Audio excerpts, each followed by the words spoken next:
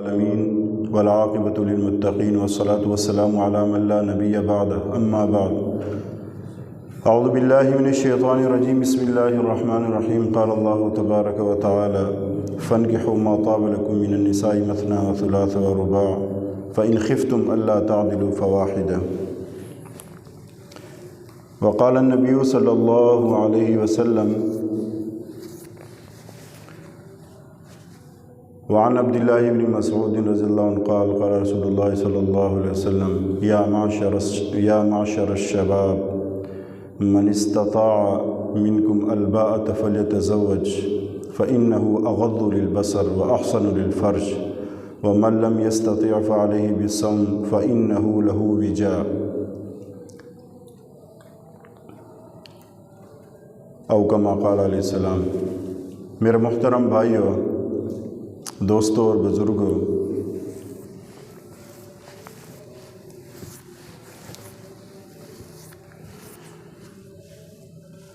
دین اسلام اللہ تعالیٰ نے بڑا پیارا مذہب،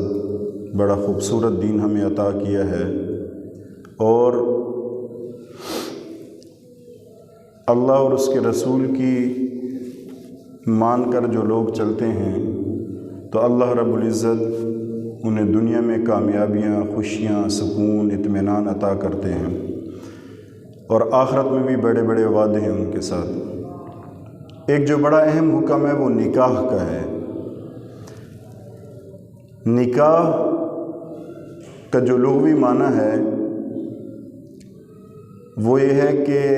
جمع کرنا، اور اصطلاح میں ایک ایسا میاں بیوی کا، مرد اور عورت کا ایک ایسا معاہدہ کرنا ہے کہ جس کے ذریعے سے دونوں ایک دوسرے کے لیے حلال ہو جاتے ہیں، اب وہ دونوں ایک دوسرے سے فائدہ حاصل کر سکتے ہیں۔ اور نکاح کی جو اہمیت ہے کہ یہ ایک سماجی بندھن ہے اور ایک طبعی خواہش ہے اور شخصی ضرورت ہے، اور صرف طبعی خواہش اور شخصی ضرورت نہیں ہے بلکہ پورے سماج پر اس کا اثر پڑتا ہے۔ تو اگر ایک مرد ہے، اس کے اندر اللہ نے شہوت رکھی ہے، اس کی طبیعت میں ہیجان ہے، ہیجان کا غلبہ ہے، تو اب اگر اس کا نکاح نہیں ہوتا حلال طریقے سے تو اب معاشرے میں بگاڑ پیدا ہوگا، اب یہ بد نظری بھی کرے گا، اب یہ معاشرے میں جو بہنیں ہیں، جو بیٹیاں ہیں،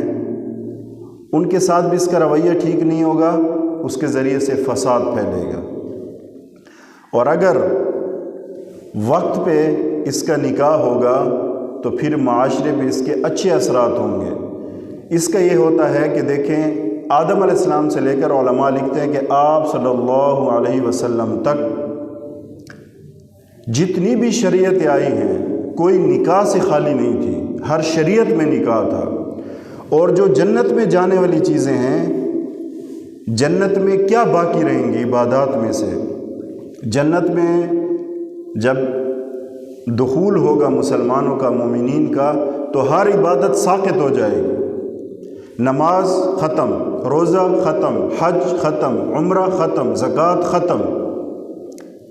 باقی جو عبادات ہیں، فرضی ہیں یا سنت ہے یا واجب، سب عبادات ختم، سوائے دو چیزوں کے۔ ایک جنت میں ایمان باقی رہے گا اور ایک نکاح باقی رہے گا۔ یہی باتیں وہاں بھی ہوں گی۔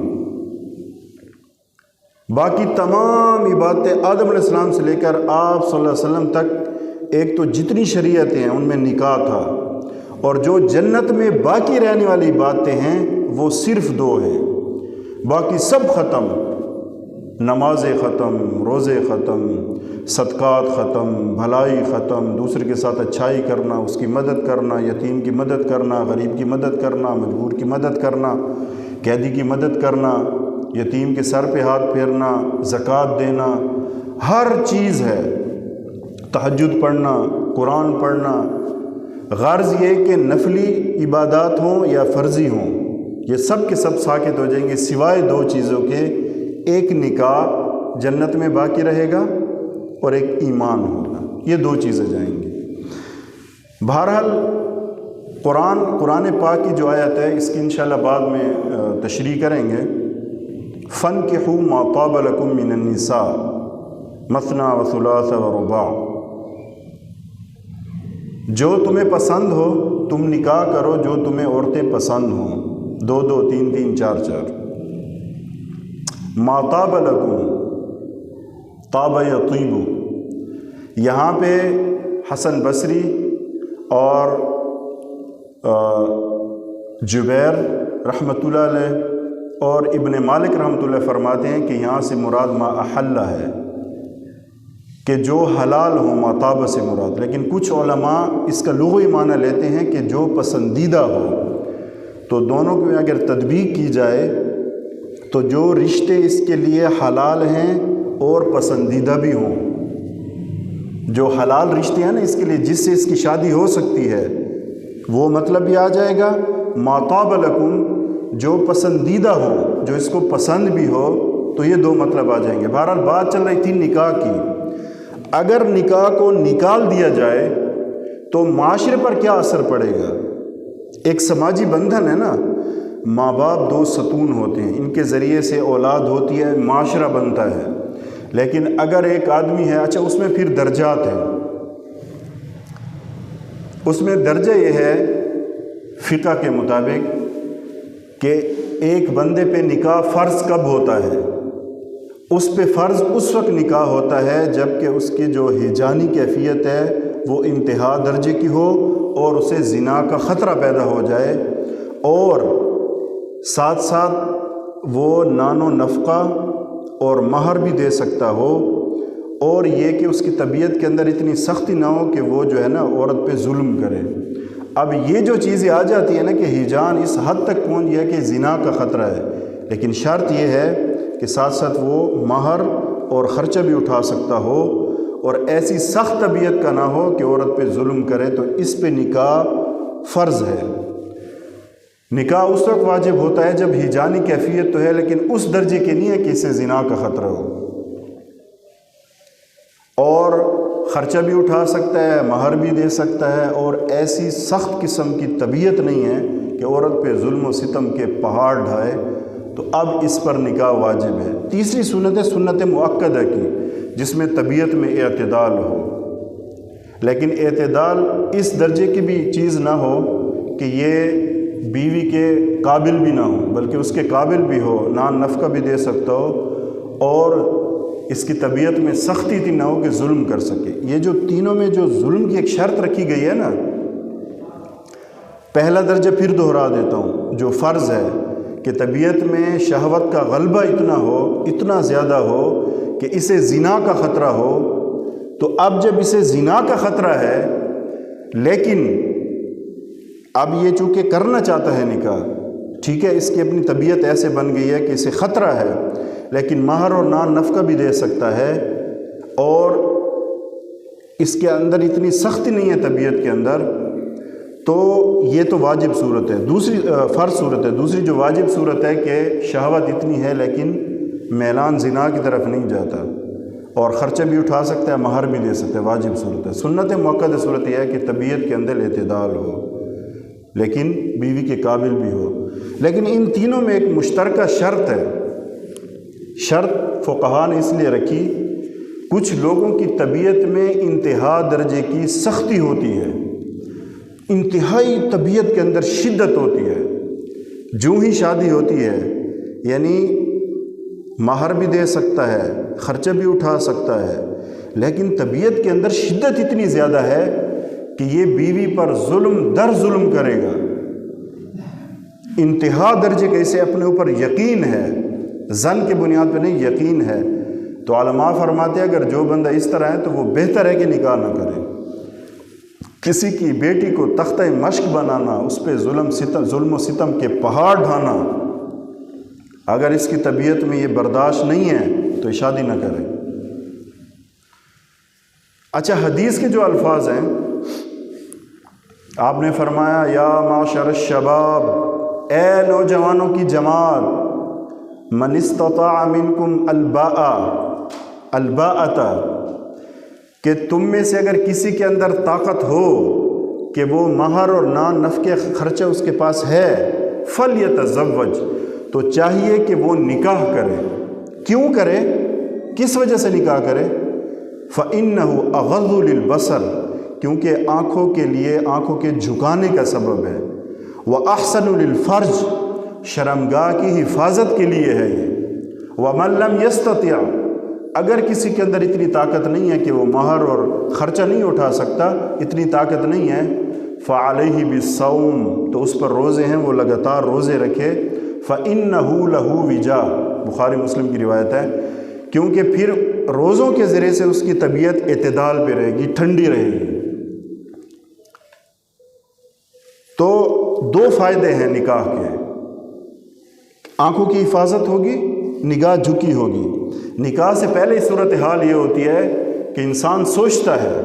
ایک فطرت ہے، پتہ نہیں کیا ہوگا، اور جو ہے نا کس عورت سے میرا نکاح ہوگا، کس طرح ہوگا، کبھی دائیں دیکھتا ہے، کبھی بائیں دیکھتا ہے، کبھی جب اس کی شادی ہو جاتی ہے، نکاح ہو جاتا ہے،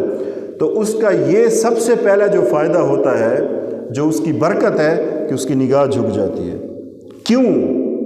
کیونکہ یہ ایک شخصی ضرورت ہے، سماجی بندھن ہے، اور ساتھ ساتھ طبی خواہش بھی ہے، کیونکہ ہر انسان کے اندر اللہ نے جس کو پیدا کیا ہے، مرد ہے یا عورت ہے،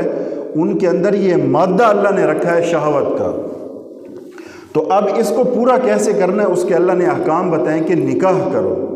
جب ایجاب و قبول ہو جائے گا، نکاح کی کیا ایجاب و قبول ہے؟ اچھا، نکاح کی باقی ساتھ ساتھ چیزیں فضائل کے ساتھ ساتھ بتاتا چلوں۔ نکاح کوئی مشکل چیز ہے؟ نکاح کوئی مشکل چیز نہیں ہے۔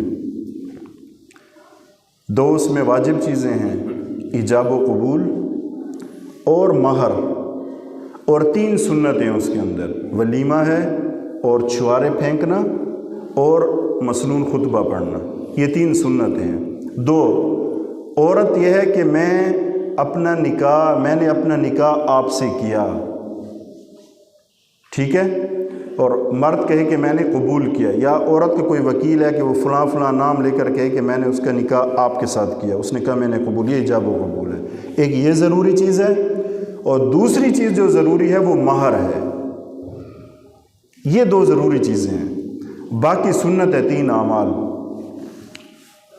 مجھے آپ ایک بات بتائیں،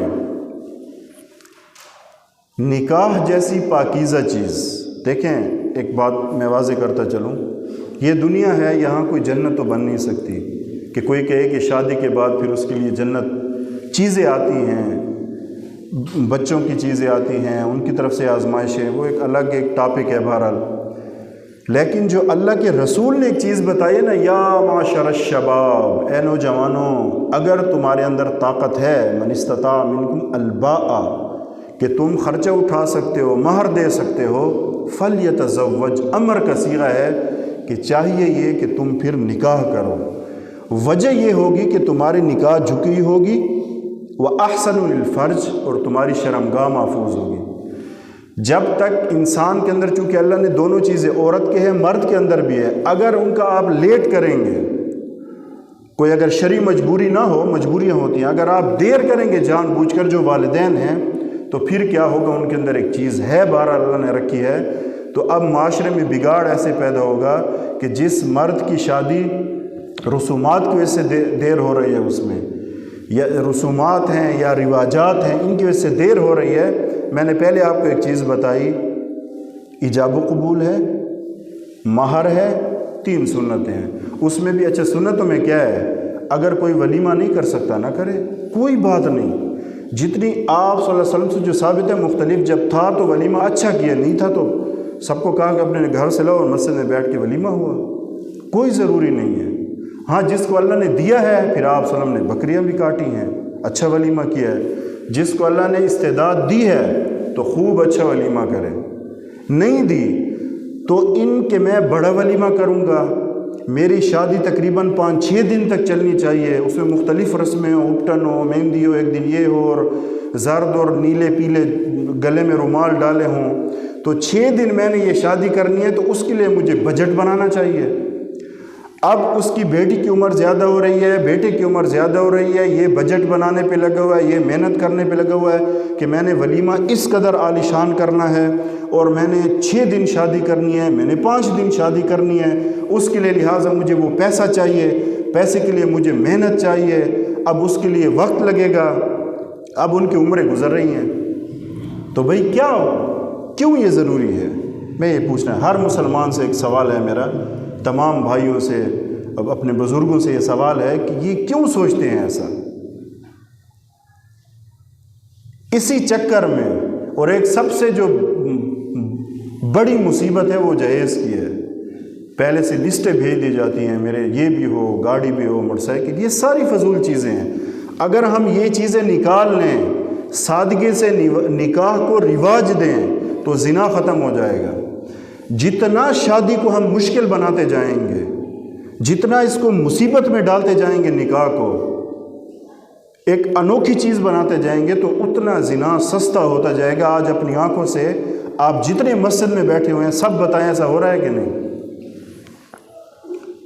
نکاح کو لیٹ کیا جا رہا ہے کہ جی ہم نے خوشیاں کرنی ہیں، ایک ہی میرا بیٹا ہے، یا جو ہے نا آخری بیٹا ہے۔ ابھی حال ہی میں ہمارے ایک پڑوسی کی شادی ہوئی تو انہوں نے خوب جتنا ہو سکتا تھا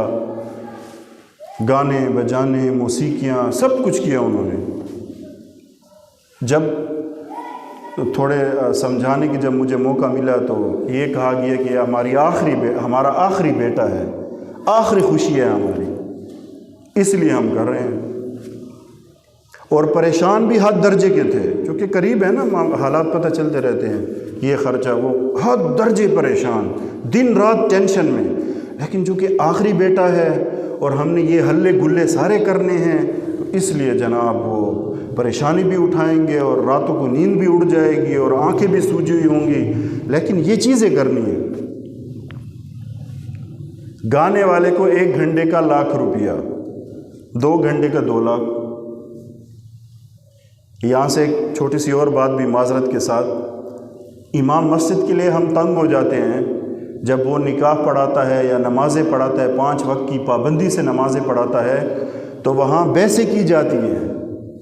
بحث ہوتی ہے، بحث مباحثہ ہوتا ہے۔ لیکن جو گلوکار اور فنکار آتے ہیں تو 1 گھنٹے کے لاکھوں روپے لے جاتے ہیں، تو ہم کس طرف جا رہے ہیں؟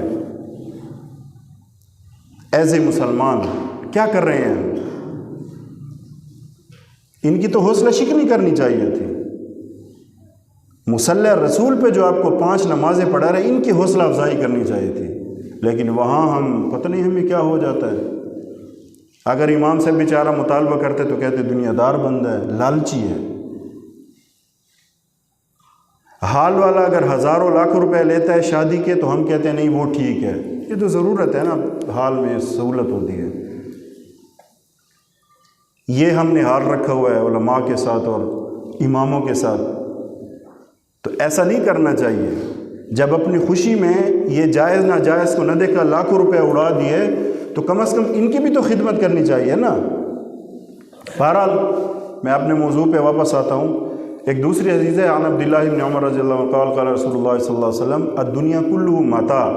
وخیر متاع الدنیا المرأة الصالحہ۔ یہ مسلم کی روایت ہے کہ یہ دنیا ساری کی ساری یہ متاع ہے، اور اس میں جو بہترین متاع ہے وہ نیک عورت ہے۔ متاع کسے کہتے ہیں؟ متاع اسے کہتے ہیں عربی میں کہ وہ چیز جس سے تھوڑا سا نفع حاصل کیا جائے پھر وہ چیز ختم ہو جائے، فنا ہو جائے۔ دنیا ایسی چیز ہے، 60 یا 70 سالہ زندگی ہماری ایوریج کے لحاظ سے، تو جب یہ 60-70 سالہ زندگی میں اس دنیا سے ہم تھوڑا سا نفع لیتے ہیں، پھر اس کے بعد چلے جاتے، ایک دن یہ دنیا بھی ختم ہو جائے گی۔ تو متاع کہتے ہیں وہ چیز جس سے تھوڑا سا نفع لیا جائے اور بعد میں وہ چیز ختم ہو جائے۔ تو آپ نے فرمایا کہ اس ختم ہونے والی اس حقیر دنیا میں جو بہترین اس کی متاع ہے، بہترین سامان ہے، وہ اچھی عورت ہے، نیک عورت ہے، یہ جس کو مل جائے۔ بہرحال بات چل رہی تھی اس کی کہ نکاح کو ہم جتنا آسان بنائیں گے، جتنے رسومات سے پاک ہوگا، دیکھیں پھر بات آتی ہے نا کہ جی ہم نے تو نیت کی تھی فلاں مولانا صاحب نے کہا تھا، مفتی صاحب نے، ہم نے تو نیت کی تھی، لیکن ہماری برادری والے بڑے ناراض ہو رہے تھے، بہت ناراض ہو رہے تھے۔ اور یہ بھی بات کی جاتی ہے اللہ ہمیں معاف کرے، اللہ ہمیں معاف کرے، ہم سب کو اللہ معاف کرے ہمارے یہ جرم۔ اگر کسی شادی میں گانے بجانے، میوزک نہ ہو یا ڈھول والے نہ ہوں، ٹھیک ہے جی، عجیب عجیب تماشے ہوتے ہیں، مجھے تو ہنسی بھی آتی ہے، کہیں کہیں ایسے ہم پھنس جاتے ہیں کسی حال میں، تو جناب اوپر پلیٹیں رکھی ہوئی ہیں، یہ مستی ہو رہی ہے، ادھر ہو رہی ہے، سب خوش ہیں، اللہ کے احکام کو توڑ کر سب ہنس رہے ہیں، خوش ہیں۔ اب جس گھر میں یہ چیزیں نہ ہوں نا، آتے ہی رشتہ دار، یہاں کوئی فوتگی ہوئی ہے، ایسی خاموشی ہے، کوئی ہلا گلا نہیں ہے، کوئی غل غپاڑا نہیں ہے، کوئی شور نہیں ہے، کوئی فوتگی ہوئی ہے یہاں پہ، یہ ہوگا۔ ایک عورت داخل ہوگی، سلام سے پہلے اس کی یہی بات ہوگی، دوسری عورت داخل ہوگی، سلام نہیں کرے گی، اس سے پہلے یہ بات ہوگی، بھئی کیا ہے بھئی، میرا بھتیجا ہے، میرا بھانجا ہے، میرا فلاں ہے، یہ کیا کر رہے ہو آپ لوگ؟ اتنی بھی دین میں سختی نہیں ہوتی، اور شروع کر دیا، یا اپنے ساتھ خود بندوبست کیا ہوتا ہے۔ بعض ایسے دوست بھی ہوتے ہیں کہ جو کہتے ہیں یار چلو اگر کسی کی شادی ہو رہی ہے نا بھئی، اگر کوئی پروگرام ہو، کسی کو لوکار کو بلانا ہے، تو کہتے ہیں یار میرے پاس خرچ ہو، کہتے ہیں ہم تقسیم کر لیں گے، کوئی بات نہیں ہے، 30,000 میں دے دوں گا، 20 یہ دے دے گا، 50 وہ دے دے گا، کوئی بات نہیں ہے، بس آپ ہاں کرو، آپ ماں باپ سے منواؤ، آکے ہمارا کام ہے، فکر ہی نہ کرو یار، ہم تمہارے یار دوست ہیں، کوئی بات نہیں ہے۔ ہوتا ہے کہ نہیں آپ بتائیں، اب جتنے بیٹھے ہیں ایسا ہوتا ہے کہ نہیں؟ یار ہم تیار ہیں، کمال ہے۔ اور جب امام مسجد کی تنخواہ کی بات آتی ہے تو سب کہتے ہیں بڑی مہنگائی ہے، بڑی گھروں کا گزارا بڑا مشکل ہو رہا ہے، اب کیا کریں، یہ امام صاحب اب بیچارہ بار بار مطالبہ کر رہا ہے، پتہ نہیں کس لالچ میں پڑ گئی، ان کو کیا ضرورت ہے؟ معذرت کے ساتھ کیوں ضرورت نہیں ہے، ان کی بھی ضروریات ہیں۔ یہ جب اس کے لیے محنت کر رہے ہیں، آپ کو نمازیں پڑھا رہے ہیں، تو یہ کوئی مٹی تھوڑی کھاتے ہیں کہ سال میں 1 ٹرالی 2 ٹرالی مٹی کی ڈالیں، کس کی بیوی کھائے گی اور ایک امام صاحب کھائے گا، سانپ بن جائے نا دونوں، ایک امام صاحب پورے سال ٹرالی مٹی کی کھائے گی اور ایک اس کی بیوی کھائے گی، 2 ٹرالیں کافی ہیں سال کی۔ اس لیے میں بھائیو انتہائی معذرت کے ساتھ، اگر میرے الفاظ سخت ہیں تو معذرت چاہتا ہوں، اگر آپ کو برے لگے ہیں تو میں ساتھ ساتھ معذرت، لیکن یہ حقائق ہیں۔ ہم انہی وجوہات کی وجہ سے نکاح کو لیٹ کر دیتے ہیں، بیٹی یا بہن کو بٹھایا ہوتا ہے کہ جب تک ہمارا نام نہ ہو، ہم اتنے دن کیا ضرورت ہے اتنے دن شادی کرنے کی؟ بڑا اللہ کے نبی نے آسان کر دیا ہے، کیا ہے شادی میں؟ جتنی آپ کی طاقت ہے آپ اس کو عزت سے بیٹی کو رخصت کر دو، جو آپ کے بس میں ہے وہ دے دو، اور جو آگے والے ہیں وہ بھی یہ مطالبہ نہ رکھیں۔ یہ ساری رسمیں جو ہے نا ہمارے پڑوسی ملک ہندوستان سے آئی ہیں، وہاں سے ساری لسٹیں بنتی ہیں، رنگ برنگی، یہ رومال ڈالے ہوتے ہیں اور پتہ نہیں کیا کیا کر رہے ہوتے ہیں۔ یہ نہیں دیکھتے کہ ہم کس نبی کے دل پہ چھریاں چلا رہے ہیں، یہ نہیں دیکھتے، سب خوش ہوتے ہیں، سب کہہ کے ہوتے ہیں وہاں پہ۔ کبھی تھوڑا سا سوچ لیں ہم کبھی کہ ہمارے نبی کا ہم پر کوئی حق نہیں ہے، کوئی حق نہیں ہے ان کا، کبھی تھوڑا سا سوچ لیا کریں خوشی کے موقع پر۔ اللہ کی قسم ہم دین کو بھی بھول جاتے ہیں خوشی کے موقع پر، اللہ کو بھی بھول جاتے ہیں، اس کے رسول کو بھی بھول جاتے ہیں۔ اس رسول نے ہمارے لیے کیا کچھ نہیں برداشت کیا، کیا کیا غم اور دکھ نہیں سہے، کیا کیا برداشت نہیں کیا، اور جو ہمیں اتنا خوبصورت راستہ دے گئے ہیں، اتنی پیاری، یہاں آ کر ہم مار کھا جاتے ہیں۔ اور میں نے تو بعض دینداروں کو دیکھا ہے، وہ بھی اس میں چل پڑتے ہیں کہ چلو یار پھر استغفار کر لیں گے، کوئی بات نہیں، خوشی کا موقع ہے۔ انتہائی افسوس کی بات ہے، انتہائی درد سے کہہ رہا ہوں، شادیوں کو مشکل نہ بنائیں، نکاحوں کو مشکل نہ بنائیں۔ انشاءاللہ جو فنکحوا ما طاب اس آیت پہ آگے بات ہوگی، آگے مزید اس کے مسائل اور نکاح کے بھی آگے آئیں گے۔ فی الحال نکاح کے فضائل بیان ہو رہے ہیں کہ میرے نبی نے فرمایا اگر دنیا میں الدنیا کلھا متاع، دنیا ساری کی ساری متاع ہے، وخیر متاع الدنیا المرأۃ الصالحہ، مسلم شریف کی روایت۔ اس میں جو سب سے بہترین چیز ہے متاع، ختم ہو جانے والی چیز، تھوڑے سے اس کو استعمال کیا تو وہ ختم ہو گئی، اس میں سے بہترین چیز وہ نیک عورت ہے۔ تو جب ماں باپ یہ نہیں سوچیں گے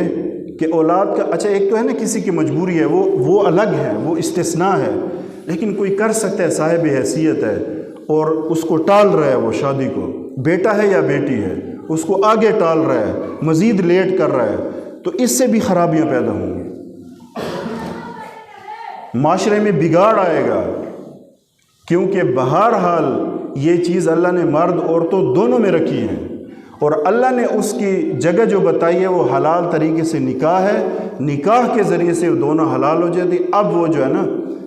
آپس میں اپنی جو ہے نا خواہشات پوری کر سکتی ہیں۔ تو یہ کتنا بہترین سنت طریقہ ہے، نکاح کرو، سادگی سے کرو۔ دیکھیں ہمارے نبی کا ہم پہ بڑا احسان ہے، بہت احسانات ہیں، احسان نہیں احسانات ہیں، لیکن ہم وہ امتی ہیں کہ جو خوشی میں ہم بھول جاتے ہیں سب کچھ ہمیں یاد نہیں رہتا، سب بھول جاتے ہیں۔ یقین مانے اگر ہم اس راستے پہ چلتے اور اس کو سب سے آگے رکھتے، مقدم رکھتے دین اور شریعت کو، کہاں سے کہاں پہنچ جاتے۔ یہ حالات ہم پہ نہ آتے، انفرادی اجتماعی مصیبتیں ہم پہ نہ آتی، لیکن ہم نے تو بالکل پیٹھ پھیر لیا، اب تو مذاق اڑایا جاتا ہے۔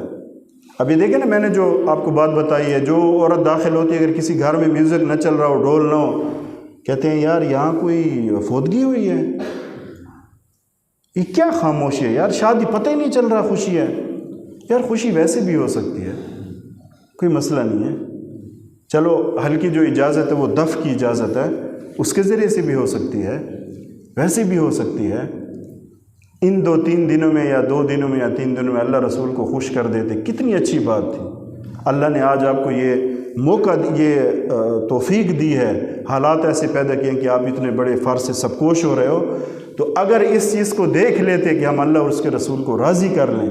تو کتنی خوش نصیبی کی بات ہوتی، لیکن ہوتا نہیں ہے۔